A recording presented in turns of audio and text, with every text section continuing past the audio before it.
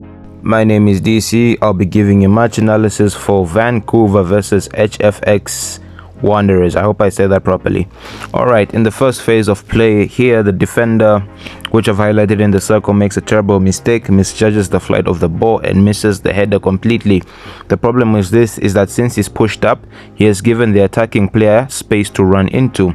Now, as this ball is moving, this is I think this is a defensive error, because these two center backs could have communicated or could have forced that attacker one way so that he could take the ball somewhere else, rather than just tracking back and tracking back and tracking back.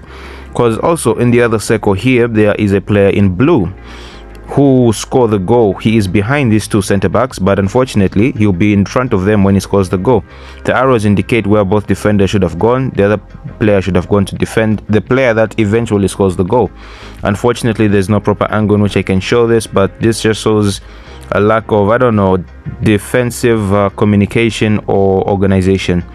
Alright, here the player that receives the ball will lose it to the player that's coming in behind him, which I've highlighted in the circle. The player in black would have kicked the ball back to his keeper, or he could have done a crazy pass, could have gone out for a throw-in, but at least he wouldn't lose it, because since he pushed up, he is out of position, which allows the attacking player to go with the ball. Now here, with the dotted line, I actually thought he would pass it to his teammate, but the man here has some crazy vision, because I did not expect him to pull off the pass that he will eventually pull off, because he goes straight to the other wing and he actually reaches his man. So right now, the player in blue that I've highlighted with the circle and the player in black, the player in blue is alone, but he should have someone covering him. The player in black, instead of trying to help out his teammate, he just goes to stand with him, because here he was near to the player in blue, but now all three of the players in the black kit are now just standing. In football, sometimes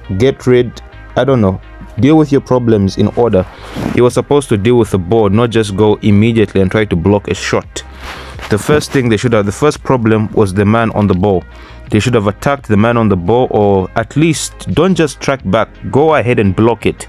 Since they failed to deal with the second problem, they decided to deal with they failed to deal with the first problem, so they thought just standing and aiming to block would help them. Unfortunately, bad defending. And here, even more bad defending.